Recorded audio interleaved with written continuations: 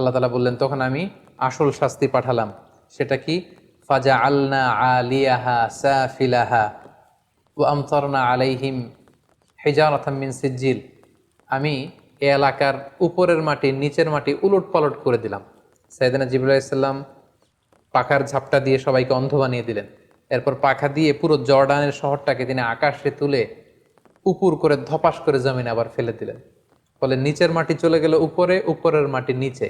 আল্লাহ তাআলা বললেন, ও আমতারনা আলাইহিম হিজারাতাম মিন সিজ্জিল। এরপর আমি উল্কা বৃষ্টি নাজিল করলাম, পাথরের বৃষ্টি নাজিল করে সালফার অ্যাসিড দিয়ে পুরো এলাকাটাকে ঝলসে দিয়ে উল্কা নিক্ষেপ করে করে পুরো জর্ডানের এই সাদুম এরিয়াটাকে আমি ধ্বংস করে দিলাম। আসসালামু আলাইকুম ওয়া রাহমাতুল্লাহি ওয়া বারাকাতুহু। নাহমাদুহু ওয়া নুসাল্লি আলা রাসূলিহিল কারীম। আম্মা বা'দু ফাআউযু বিল্লাহি মিনাশ শাইতানির রাজীম। বিসমিল্লাহির রহমানির রহিম। সাইয়্যিদুনা লূত আলাইহিস সালাম আল কুরআন আল কারীমে বর্ণিত 25 জন নবীদের মধ্য থেকে তিনি অন্যতম একজন নবী। তিনি ছিলেন সাইয়েদনা ইব্রাহিম আলাইহিস সালামের ভাইয়ের ছেলে, অর্থাৎ আপন ভাতিজা। সাইয়েদনা ইব্রাহিম আলাইহিস সালাম ইরাকের বাবেল শহর থেকে যখন ফিলিস্তিনে হিজরত করেন, লূত আলাইহিস সালামও সাথে সাথে ওনার সাথে হিজরত করেছিলেন। এবং তিনিই কেবল একমাত্র মানুষ যিনি বাবেলের অধিবাসীদের মধ্য থেকে তার আপন চাচা সাইয়েদনা ইব্রাহিম আল খলিলের উপর ঈমান এনেছিলেন। আল্লাহ তাআলা বলছেন, ফা আমানা লাহু লূত। ইব্রাহিম আলাইহিস সালামের উপর কেউ ঈমান আনেনি, কেবলমাত্র লূত আলাইহিস সালাম ছাড়া। ওয়াকালা ইন্নী মুহাজিরুন ইলা রব্বি। আর ইব্রাহিম বললেন যে আমি হিজরত করব আমার রবের দিকে বা রবের আদেশে ফিলিস্তিন ভূখণ্ডে। লূত আলাইহিস সালামও সাথে সাথে ওনার সাথে হিজরত করলেন। পরবর্তীতে কিছুদিনের মধ্যেই আল্লাহ তাআলা লূত আলাইহিস সালামকে নবুয়ত দান করলেন এবং আল্লাহ তাআলা প্রত্যাদেশ করলেন যে, হে লূত, তুমি তোমার চাচার সাথে আর ফিলিস্তিনে থাকা চলবে না, তোমাকে নবুয়ত দিয়ে ফিলিস্তিনের পাশেই জর্ডান এলাকাতে আমি প্রেরণ করছি। সেখানে কয়েকটি শহর আছে, তার মধ্যে থেকে অন্যতম শহর হচ্ছে সাদুম শহর বা সাদুম গোষ্ঠী। সেখানে তুমি যে দাওয়াত দিবে। এবং আল্লাহ তাআলার আদেশ পাওয়ার সাথে সাথেই আপন চাচা সাইয়েদনা ইব্রাহিম আলাইহিস সালামের কাছ থেকে বিদায় নিয়ে আল্লাহর নবী লূত আলাইহিস সালাম জর্ডানে চলে গেলেন। সেখানে সাদুম সহ আরও 5টি বড় বড় শহর ছিল। কোরআন আল কারিমে এই 5টি শহরের সমষ্টিকে একসাথে আল মুতাফিকা বলা হয়েছে। আল মুতাফিকা শব্দের অর্থ হচ্ছে উল্টানো শহর বা উল্টানো জনপদ। ওই এলাকার লোকদের পাপের কারণে আল্লাহ তাআলা এই 5টি শহরকে একসাথে উল্টে দিয়েছিলেন, এজন্য 5টি শহরকে একসাথে বলা হয় আল মুতাফিকা। আল্লাহ তাআলার আদেশ পেয়ে সাইয়্যিদুনা লূত আলাইহিস সালাম যখন জর্ডানের সাদুম এরিয়াতে গেলেন, তিনি দেখলেন যে সেখানকার লোকজনদের মধ্যে মোট 3টি মন্দ চারিত্রিক বৈশিষ্ট্য রয়েছে। এক নম্বর হচ্ছে তারা সমকামিতার চর্চা করত, অর্থাৎ সেম সেক্সের প্রতি অ্যাট্রাক্টেড ছিল, পুরুষ হয়েও পুরুষের প্রতি যৌন আকর্ষণ বোধ করত। দ্বিতীয়ত, তাদের মধ্যে আরও একটি মন্দ বৈশিষ্ট্য ছিল যে তারা ডাকাতি করত, পথিমধ্যে কাফেলাদেরকে আটকিয়ে তাদের সম্পদ তারা লুণ্ঠন করত। আর 3 নাম্বার তাদের যে মন্দ গুণাবলী ছিল সেটা হচ্ছে তারা অশ্লীলতার চর্চা করত। আর এই 3টি কথাই আল্লাহ তাআলা কালামুল্লাহ মাজিদে চমৎকারভাবে উল্লেখ করেছেন। তাদের 3টি ব্যাড অ্যাট্রিবিউটের প্রথমটি ছিল সমকামিতা। আল্লাহ তাআলা বলছেন, ওয়ালুতন ইয ক্বালা লিকওমিহি আতাতুনাল ফাহিশাতা মা সাবাকাকুম বিহা মিন আহাদিম মিনাল আলামিন। তিনি তার কওমের লোকদেরকে বলতে আরম্ভ করলেন যে তোমরা এই অশ্লীল কাজ পৃথিবীর মধ্যে করছো, যেটা পৃথিবীতে এর আগে কখনো কেউ করেনি। ইন্নাকুম লাতাতুনার রিজালা শাহওয়াতাম মিন দুনিন নিসা। তোমরা পুরুষ হয়ে পুরুষদের প্রতি যৌন আকর্ষণ বোধ করছো, তোমরা নারীদের মাধ্যমে সেই ডিজায়ারকে ফুলফিল করতে চাচ্ছ না। বল আনতুম কওমুম মুসরিফুন, তোমরা তো অবাধ্য এক জাতি। তাহলে এই ছিল তাদের 1 number bad attribute. 2 number bad অ্যাট্রিবিউটের ব্যাপারে আল্লাহ বলছেন, ওয়া তাকতাউনা সাবিল, তোমরা ডাকাতি করো। 3 নাম্বার হচ্ছে ওয়া তাতুনা ফি নাদিকুমুল মুনকার, তাদের কিছু ক্লাব ছিল, নাইট ক্লাব, সেখানে তারা অশ্লীলতার চর্চা করত। তো সাইয়েদুনা লূত আলাইহিস সালাম যখন এই বাজে কোয়ালিটিগুলো দেখলেন, তিনি যে সেখানে দ্বীনের দাওয়াত দেয়া শুরু করলেন। প্রথমেই যেই বিরোধের মুখোমুখি তিনি হলেন যে তারা কোনো ক্রমে এই সমকামিতা থেকে ফিরে আসবে না। তারা সমলিঙ্গের প্রতি যৌন আকর্ষণ বোধ করতো, যেটাকে আমরা ইংরেজিতে হোমোসেক্সুয়ালিটি বলি বা সডোমি বলি বা গে হওয়ার যে কালচার, সেটা তাদের মধ্যে ছিল।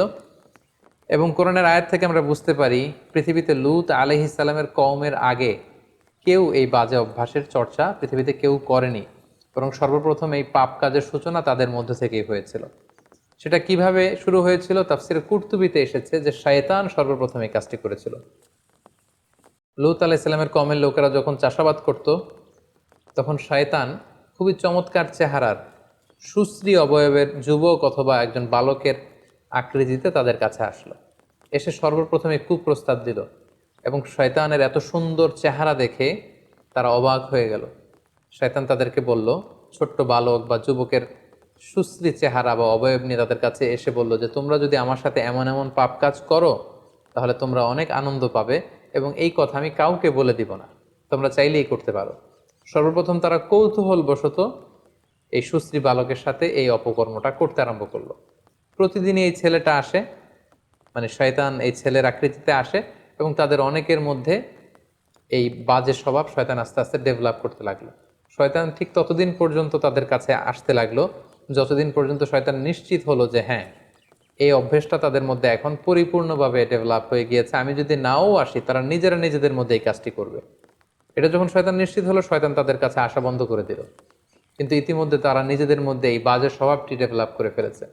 তখন তারা নিজেরা নিজেদের সাথে এই অপকর্ম করতে আরম্ভ করলো। তাদের মধ্যে যে সুস্থি যুবক বা বালক আছে তাদের উপর তারা হামলে পড়তো। তারা নারীদের প্রতি যৌন আকৃষ্ট না হয়ে পুরুষদের সাথে এই পাপ কাজ তারা করতে আরম্ভ করলো। সাইয়েদনা লূত আলাইহিস সালাম তাদেরকে এই পাপ কাজ থেকে ফিরে আসার আহ্বান করলেন। তিনি তাদের মাঝে দাওয়াতি কাজ করলেন। তিনি তাদেরকে অশ্লীলতার এই পথকে পরিহার করতে বললেন। তিনি তাওহীদ, রিসালাত, আখেরাত এবং আল্লাহ তাআলার আযাবের ভয় দেখালেন। নৈতিক মূল্যবোধের দাওয়াত তিনি দিতে লাগলেন। সূরাতুশ শুআরাতে আল্লাহ তাআলা বলছেন, ইয ক্বালা লাহুম আখুহুম লূতুন আলা তাত্তাকুন। লূত আলাইহিস সালাম তাদেরকে বলল, তোমরা কি আল্লাহকে ভয় পাবে না? তোমরা কি আল্লাহকে ভয় করো না? কিভাবে তোমরা এই পাপ কাজগুলো করছো? কিভাবে একটি পুরুষ হয়ে তোমরা পুরুষের প্রতি যৌন আকর্ষণ বোধ করছো? এটা তো খুবই ঘৃণ্য একটি কাজ। ইন্নী লাকুম রাসূলুন আমিন, নিশ্চয় আমি আল্লাহর পক্ষ থেকে বিশ্বস্ত রাসূল। ফাত্তাকুল্লাহ, এই পাপ কাজ তোমরা বন্ধ করো, তোমরা আল্লাহকে ভয় করো। ওয়া আতিউন, এবং নবী হিসেবে আমার আনুগত্য করো। ওমা আসআলুকুম আলাইহি মিন আজর ইন আজরিয়া ইল্লা আলা রাব্বিল আলামিন। এই যে দাওয়াতি কাজ করছি, আমি তো কোনো প্রতিদান চাচ্ছি না, বরং আমি প্রতিদান চাই আল্লাহ তাআলার কাছে। সূরা শুআরায় আল্লাহ তাআলা আবার বলছেন, ক্বালা ইন্নী লিআমালিকুম মিনাল ক্বালিন।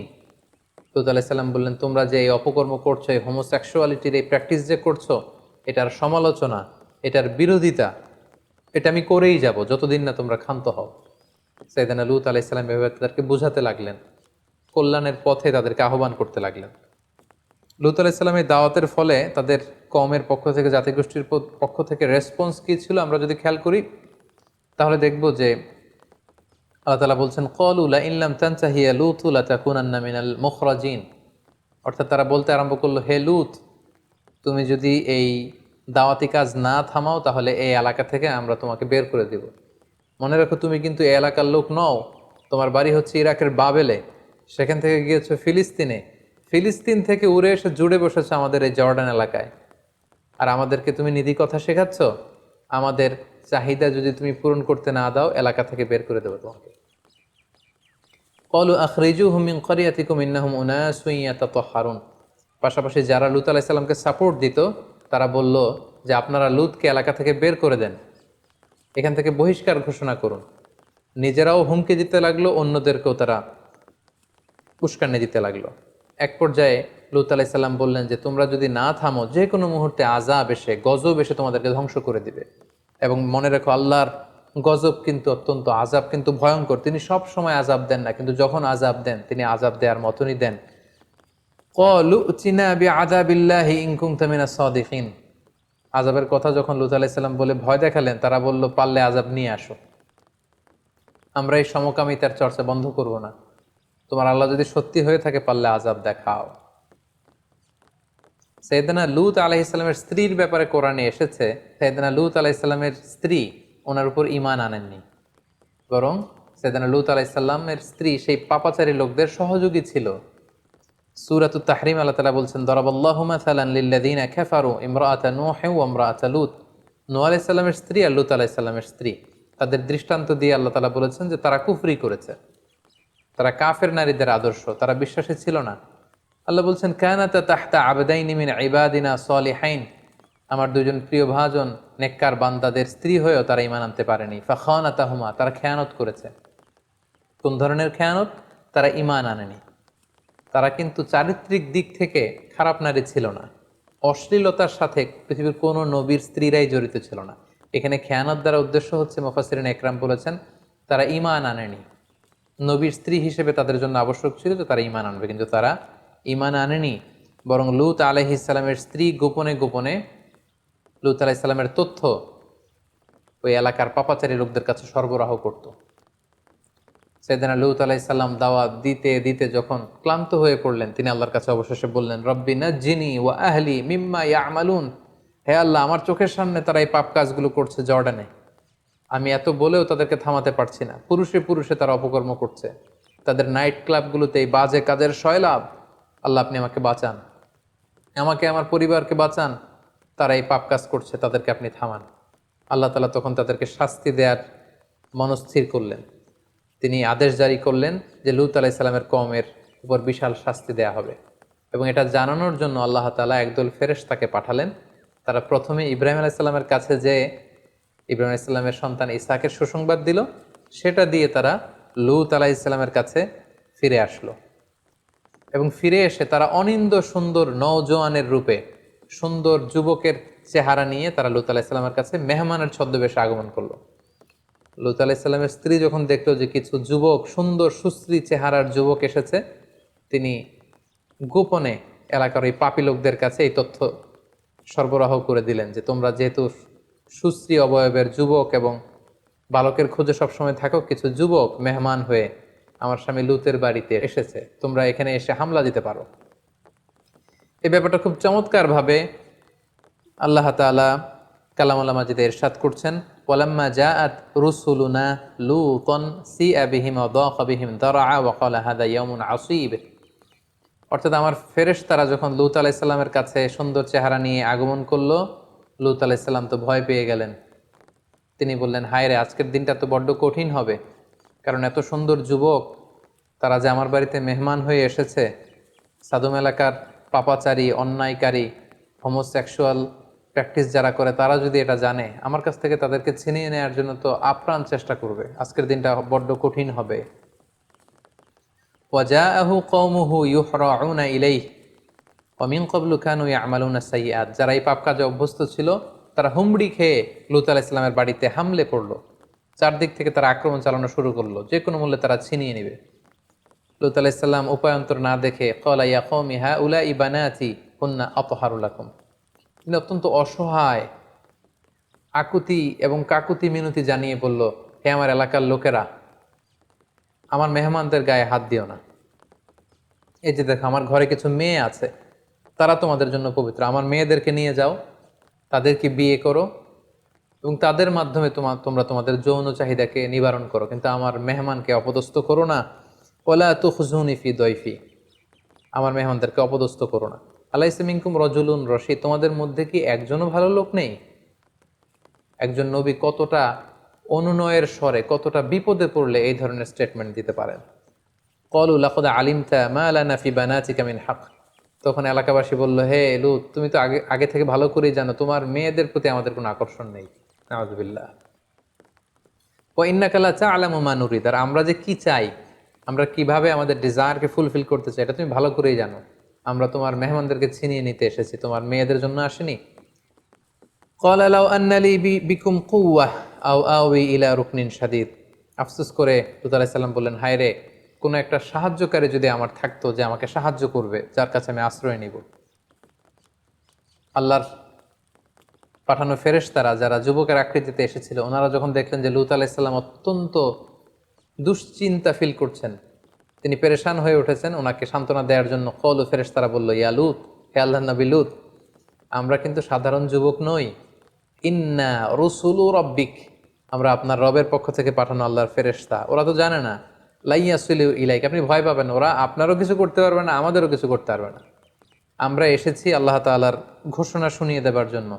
আল্লাহ তাআলা এই এলাকার উপর আযাব পাঠাবেন, ভয়ঙ্করতম আযাব। ফাআসরি বিআহলিকা বিকিতইম মিনাল লাইল, এই রাতের কিছু অংশ বাকি থাকতেই আপনি সেফ জোনে চলে যান। আল্লাহর আদেশ হচ্ছে আপনি সেফ জোনে চলে যান। ওয়ালা তালতাফিত মিনকুম আহাদ, আর যাওয়ার সময় পিছনে ফিরে তাকানো যাবে না, এটা আল্লাহর আদেশ। ইল্লাম রাআতাক, তবে আপনার স্ত্রীকে নিয়ে যেতে পারবেন না। আপনি আর আপনার উপর ঈমান এনেছে আপনার মেয়েরা, শুধু এরাই এলাকা ছেড়ে আপনারা সেফ জোনে চলে যান। ইন্নাহু মুসিবুহা মা আসাবাহুম, আপনার এলাকাবাসীর নসিবে যা ঘটবে আপনার স্ত্রীর ভাগ্যেও তাই ঘটবে, কারণ আপনার স্ত্রী আপনার উপর ঈমান আনেনি এবং আপনার গোপন তথ্যগুলো এলাকাবাসীর কাছে সে লিক করে দিত, প্রচার করে দিত। ইন্না মাওইদাহুমুস সুবহ, আর আল্লাহর বেঁধে দেওয়া, আল্লাহর ফায়সালা হচ্ছে আজাবের সময়টা হচ্ছে ফজরের সময়। ফজরের সময় হতে না হতে আজাব নেমে আসবে। আলাইসা সুবহু বিকরিব, ফজর হতে তো বেশি দেরি নেই, তাড়াতাড়ি রাতের কিছু অংশ বাকি থাকতে চলে যান। এই ঘটনা শোনার সাথে সাথে সেদিন লূত আলাইহিস সালাম ওনার মেয়েদেরকে নিয়ে সেফ জোনে চলে গেলেন এবং আল্লাহ তাআলা আজাব পাঠালেন। আজাব কি ছিল? আজাবের প্রথম ধাপ ছিল সৈয়দনা জিবরাইল আলাইহিস সালাম এসে পাখা দিয়ে এক ঝাপটা মেরে এলাকার সব পাপীগুলোর চোখগুলোকে অন্ধ বানিয়ে দিলেন। আল্লাহ তাআলা বলছেন, ওয়ালাকাদ রাওয়াদুহু আন দাইফিহি ফাতামাসনা আ'ইউনাহুম ফাযুকু আযাবি ওয়া নুযুর, আমি তাদের প্রত্যেকের চেহারাকে অন্ধ বানিয়ে দিলাম। পাখা দিয়ে জিবরাইল আলাইহিস সালাম এক ঝাপটা মেরে সবাইকে অন্ধ বানিয়ে দিল। ফাআখরাজনা মান কানা ফিহা মিনাল মুমিনিন, আল্লাহ বললেন আমি বিশ্বাসীদেরকে এলাকা থেকে বের করলাম। আর বিশ্বাসী কারা ছিল? শুধুমাত্র লূত আলাইহিস সালাম আর ওনার মেয়েরা। ফামা ওয়াজাদনা ফিহা গায়রা বাইতিম মিনাল মুসলিমিন, একটা মুসলিম পরিবার ছাড়া আমি একটা পরিবারও পাইনি, সেটা ছিল লূতের পরিবার। লূত আলাইহিস সালাম আর তার মেয়েরা সেফ জোনে চলে গেল। আল্লাহ তাআলা বললেন তখন আমি আসল শাস্তি পাঠালাম। সেটা কি? ফাজআলনা আলিয়াহা সাফিলাহা ওয়া আমতারনা আলাইহিম হিজারাতাম মিন সিজ্জিল, আমি এ এলাকার উপরের মাটি নিচের মাটি উলট পালট করে দিলাম। সাইয়েদনা জিবরাইল আলাইহিস সালাম পাখার ঝাপটা দিয়ে সবাইকে অন্ধ বানিয়ে দিলেন। এরপর পাখা দিয়ে পুরো জর্ডানের শহরটাকে তিনি আকাশে তুলে উপুর করে ধপাস করে জমিনে আবার ফেলে দিলেন। ফলে নিচের মাটি চলে গেল উপরে, উপরের মাটি নিচে। আল্লাহ তাআলা বললেন ও আমতারনা আলাইহিম হিজারাতাম মিন সিজ্জিল, এরপর আমি উল্কা বৃষ্টি নাজিল করলাম, পাথরের বৃষ্টি নাজিল করে সালফার অ্যাসিড দিয়ে পুরো এলাকাটাকে ঝলসে দিয়ে উল্কা নিক্ষেপ করে করে পুরো জর্ডানের এই সাদুম এরিয়াটাকে আমি ধ্বংস করে দিলাম, ম্যাসাকার করে দিলাম, নাস্তানাবুদ করে দিলাম। সূরাতুন নাজম আল্লাহ তাআলা বলছেন ওয়াল মুতাফিকাতা আহওয়া, অর্থাৎ পুরো শহরটাকে উল্টে দিলেন। হি ডিস্ট্রয়েড দ্য ওভারটার্নড অ্যান্ড ওভারথ্রোন সিটিজ, এটাকে জনপদ উল্টানো শহর বলা হয়। জিবরাইল আলাইহিস সালাম পুরো শহরটাকে মানুষ সহ আকাশে তুললেন। পুরো এলাকাবাসী চিৎকার হইচই করে পুরো এলাকাটা কাঁপিয়ে তুলল। জিবরাইল আলাইহিস সালাম পুরো শহরটাকে একসাথে উঠিয়ে আবার উল্টো করে জমিনের মধ্যে তিনি উপুড় করে ফেলে দিলেন। আল্লাহ তাআলা আকাশ থেকে পাথর আর উল্কা নিক্ষেপ করতে করতে পুরো জাতিটাকে শেষ করে দিল। আল্লাহ তাআলা কেন লূত আলাইহিস সালামের কওমের শহরটাকে উল্টে দিলেন? অন্য কোনো জাতিগোষ্ঠীকে তো আল্লাহ তাআলা এইভাবে উল্টানো শাস্তি দেননি। এর কারণ হচ্ছে তারা আল্লাহ তাআলার দেয়া যে প্রাকৃতিক সিস্টেম এটাকে উল্টে দিয়েছিল। কারণ আল্লাহ তাআলার দেয়া প্রাকৃতিক বিধান হচ্ছে নারী আকৃষ্ট হবে পুরুষের প্রতি, পুরুষ আকৃষ্ট হবে নারীর প্রতি। একজন পুরুষ বিবাহ করে একজন নারীর সঙ্গ পেয়ে তার সংস্পর্শে যে সে তার ডিজায়ারকে ফুলফিল করবে, এটা হচ্ছে প্রাকৃতিক নিয়ম, একটা ন্যাচারাল ল। তারা আল্লাহর দেয়া এই ন্যাচারাল ল প্রাকৃতিক নিয়মকে যেহেতু উল্টে দিয়েছে, এজন্য আল্লাহ তাআলা তাদের শহরকে উল্টে দিয়ে এই কঠিন শাস্তির মুখোমুখি করে তাদেরকে মৃত্যুমুখে পতিত করেছে। এবং এই এলাকাটাকে নিয়ে অনেক গবেষণা হয়েছে এবং জিওলজিস্ট বা ভূতত্ত্ববিদরা ওনারা পেয়েছেন যে এখানে গন্ধকের, যেটাকে সালফার বলে, সালফারের আগুন বর্ষিত হয়েছিল এই এরিয়াতে। এবং এখানকার মাটিতে প্রচুর পরিমাণে গন্ধক পাওয়া যায়, ন্যাট্রন ও পেট্রোল তো আছেই। এই এলাকাটাতে এত বেশি গন্ধকের উপস্থিতি আছে, এটাই উল্কা পতনের একটা অকাট্য প্রমাণ বৈজ্ঞানিকদের ভাষ্যমতে, যে এখানে উল্কা পতিত হয়েছিল, যেটাকে আল্লাহ তাআলা হিজারাতাম মিন সিজ্জিম বলেছেন। এবং বর্তমানে যদি এই এলাকাতে আপনি যান, এই এলাকাটার অবস্থান বা লোকেশন হচ্ছে, এটা জর্ডান ইসরায়েল সীমান্তবর্তী একটা এলাকা এবং এটা হচ্ছে the lowest land area on earth, পৃথিবীর সবচাইতে নিম্নগামী এরিয়া, সবচাইতে নিচু এরিয়া, লো ল্যান্ড। যেহেতু জিবরাইল আলাইহিস সালাম শহরটাকে উঠিয়ে জমিনে দাবিয়ে দিয়েছিলেন, এটা পৃথিবীর সবচাইতে নিচু এরিয়া। এবং এইখানকার পানির লবণের ঘনত্ব সাগরের লবণের চাইতে কমপক্ষে 8 গুণ বেশি। আমরা জানি সাগরের পানি এত লবণাক্ত যেটা মুখে দেয়া যায় না। সাগরের পানি যতটা লবণাক্ত, এই ডেড সির পানি হচ্ছে 8 গুণ বেশি লবণাক্ত। এবং সেখানে আপনারা একটা সাগর দেখতে পাবেন যেটাকে বলা হচ্ছে ডেড সি বা মৃত সাগর, আরবিতে বলা হয় আল বাহরুল মাইয়িত। এটাকে মৃত সাগর বলা হয় এজন্য এই পানির লবণের ঘনত্ব এত বেশি যে এখানে কোনো প্রাণী জন্মায় না।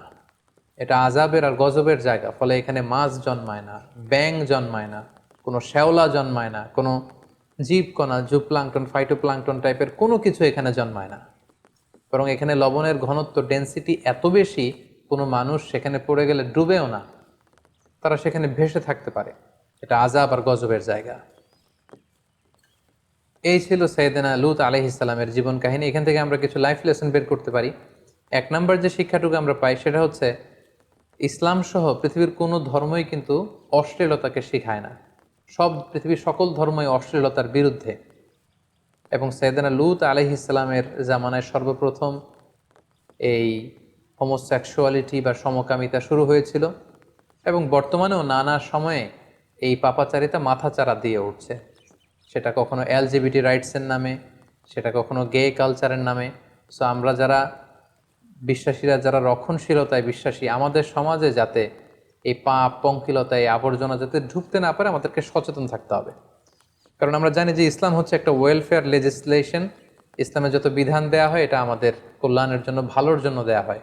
এবং ইসলামী শরিয়া অনুযায়ী এই হোমোসেক্সুয়ালিটি এটা মারাত্মক শাস্তিযোগ্য একটি অপরাধ, এটি কবিরা গুনাহ, এবং সর্বসম্মতিক্রমে এটি হারাম। দ্বিতীয় যে ব্যাপারটি আমরা বলবো সেটা হচ্ছে, এই যে সমকামিতার সমস্যা, পৃথিবীর ইউএস সহ ইউরোপের অনেক দেশে আপনারা শুনবেন যে এটাকে লিগালাইজ করা হয়েছে। ইউরোপের অনেক স্টেটে, ইউএসের অনেক স্টেটে, ইউরোপের অনেক দেশে, এবং এটা নিয়ে অনেক আন্দোলন চলছে। এটা বেসিকলি গবেষকদের কথা অনুযায়ী এটা একটা মনস্তাত্ত্বিক সমস্যা, এবং এটা হচ্ছে বেসিকলি বিকৃতভাবে গড়ে ওঠা একটা যৌন আকর্ষণ। একটা মানুষ যখন সবসময় অস্বাভাবিক চিন্তা করবে, অস্বাভাবিক জীবনযাপন করবে, অস্বাভাবিক যৌন উশৃঙ্খল একটা লাইফস্টাইল সে যখন প্র্যাকটিস করবে, তখন তার মধ্যে এই একটা বাজে যৌন চিন্তা আস্তে আস্তে ডেভেলপ করে, খুবই গ্রাজুয়ালি। অনেকের কাছ থেকে জানা গিয়েছে যে অনেকেই কৌতূহল বশত এটা নিজের মধ্যে অ্যাডপ্ট করেছে, এবং ধীরে ধীরে আস্তে আস্তে সমকামী বনে গিয়েছে তারা। সো আমাদের সমাজে আমাদের উঠতি বয়সের তরুণ তরুণীরা যাতে এই জাতীয় পাপ কাজের দিকে, এই অন্ধকার পথের দিকে পা না বাড়ায়, সেদিকে আমাদেরকে খেয়াল রাখতে হবে। 3 নম্বর যে লাইফ লেসনটি আমরা এখানে উল্লেখ করতে চাই সেটি হচ্ছে, একটি সুস্থ, সমৃদ্ধ এবং স্বাস্থ্যকর যৌন জীবনের জন্য আল্লাহ তাআলা আমাদেরকে বিয়ের মতো একটি পবিত্র বিধান তিনি আমাদেরকে প্রেসক্রাইব করেছেন বা দান করেছেন। এবং ইসলামে বিয়ে বহির্ভূত সব ধরনের যৌন সম্পর্ক কমপ্লিটলি প্রহিবিটেড। কারণ এই বিয়ের মধ্যে বা এই বিয়ের বন্ধনে আছে মানসিক প্রশান্তি, এতে আছে সামাজিক একটা দায়বদ্ধতা এবং নতুন প্রজন্ম তৈরি করার একটা মাধ্যম। সমকামীদের ব্যাপারে শুধু এতটুকু আমরা বলতে চাই যে, যারা এই পৃথিবীতে সমকামী আছে, পৃথিবীর সব সমকামীদেরকে একসাথে করে তাদেরকে যদি একটা স্বাধীন দেশের মধ্যে দিয়ে দেওয়া হয়, যে আপনাদেরকে একটা স্বাধীন দেশ দিয়ে দেওয়া হলো, সেই দেশের লোকদেরকে মাত্র 50 বছর সময় দিলেই তারা নিশ্চিহ্ন হয়ে যাবে। কারণ এখানে কোনো আউটপুট নেই, এই সম্পর্কে কোনো আউটপুট নেই, কোনো প্রশান্তি নেই। নারী যদি নারীর সাথে বিবাহ বন্ধনে আবদ্ধ হয়, পুরুষ যদি পুরুষের সাথে বিবাহ বন্ধনে আবদ্ধ হয়, এই জনগোষ্ঠীটাকে একটা আলাদা স্বাধীন রাষ্ট্র দিয়ে দেওয়া হলে তাদের নিশ্চিহ্ন হয়ে যাওয়ার জন্য সর্বোচ্চ 50 বছরের প্রয়োজন। 50 বছর পরে তাদের কোনো অস্তিত্ব এই পৃথিবীতে থাকবে না। তাই আমরা যারা মুসলিম, তারা কখনোই এই সমকামিতাকে আমরা সাপোর্ট করতে পারি না, বরং সবসময় ইসলামের অবস্থান এই সমকামিতার বিপক্ষে। সাইয়েদনা লূত আলাইহিস সালামের জীবন কাহিনী থেকে আরেকটি শিক্ষা আমরা পাই, সেটা হচ্ছে, আমরা যারা বিশ্বাসী আমরা মেহমানদেরকে সবসময় সম্মান করব। কারণ আল্লাহ রাসূল সাল্লাল্লাহু আলাইহি ওয়াসাল্লাম বলেছেন, মান কানা ইউমিনু বিল্লাহি ওয়াল ইয়াউমিল আখিরি ফালইউকরিম দাইফা, যে আল্লাহ বিশ্বাস করে, আখিরাতে বিশ্বাস করে, সে যেন তার মেহমানকে সম্মান করে। আমরা যদি খেয়াল করি তাহলে দেখব যে সাইয়েদনা লূত আলাইহিস সালাম তিনি এলাকাবাসীদের বলেছেন যে, তোমরা আমার মেয়েদেরকে নিয়ে যাও, কিন্তু আমার মেহমানের গায়ে হাত দিও না। তার মানে মেহমান যখন আপনার বাসায় চলে আসবে, তার সেফটি দেওয়া, তার সিকিউরিটি দেওয়া, তার সম্মান ইজ্জতকে অটুট রাখা, এটা মেজবানের দায়িত্বের মধ্যে চলে আসে। সর্বশেষ আমরা যে শিক্ষাটির কথা উল্লেখ করতে চাই সেটা হচ্ছে, প্রত্যেক মানুষের জীবনে একজন বিশ্বাসী, একজন আস্থাভাজন, একজন মুত্তাকি সোলমেট খুব জরুরি। বিশেষ করে আপনার স্ত্রী যদি আপনার খেয়ানত করে, আপনার স্ত্রী যদি আপনার সাথে বিট্রে করে, তাহলে আপনার ঘরটা একটা জাহান্নামের টুকরা। আমরা লূত আলাইহিস সালামের ক্ষেত্রে দেখবো যে আল্লাহ তাআলা এই বড় একটি পরীক্ষা তার জীবনে তিনি করেছেন। লূত আলাইহিস সালাম যদিও তিনি নবী, কিন্তু তার স্ত্রী তার প্রতি ঈমান আনেনি। সো আমরা আমাদের জীবনটাকে শান্তিময় করবার জন্য এমন একজন লাইফমেট, এমন একজন লাইফ পার্টনার খুঁজে নিতে হবে যার মধ্যে দিনদারি থাকবে। আল্লাহ রাসূল সাল্লাল্লাহু আলাইহি ওয়াসাল্লাম বলেছেন, 4টি জিনিস দেখে কোনো নারীকে বিয়ে করা হয়। আল্লাহ রাসূল সাল্লাল্লাহু আলাইহি ওয়াসাল্লাম ইরশাদ করেছেন, 4টি জিনিস দেখে নারীদেরকে বিয়ে করা হয়। তার সম্পদ দেখে, তার সৌন্দর্য দেখে, তার স্ট্যাটাস দেখে, আরেকটা হচ্ছে তার দিনদারি দেখে। আল্লাহ রাসূল সাল্লাল্লাহু আলাইহি ওয়াসাল্লাম বললেন, এই 4টির মধ্যে তোমরা যদি জিততে চাও, যদি সাকসেসফুল হতে চাও, তাহলে দিনদারিকে প্রাধান্য দিও। ফাসফার বিযাতিদ দ্বীন, যে নারীর মধ্যে দিনদারিতা আছে, সেই নারী হবে তোমার প্রকৃত সোলমেট, এবং সেই তোমার ঘরটাকে জান্নাতের টুকরা বানিয়ে রাখবে। আল্লাহ তাআলা আমাদের সবাইকে কথাগুলো বুঝার এবং নবীদের রেখে যাওয়া পথে নিজেদেরকে পরিচালিত করবার তৌফিক দান করুক। হাদা মা ইনদি ওয়াল ইলমু ইনদাল্লাহ, আলাইহি তাওয়াক্কালতু ওয়া ইলাইহি উনীব। ওয়াসসালামু আলাইকুম ওয়া রাহমাতুল্লাহি ওয়া বারাকাতুহু।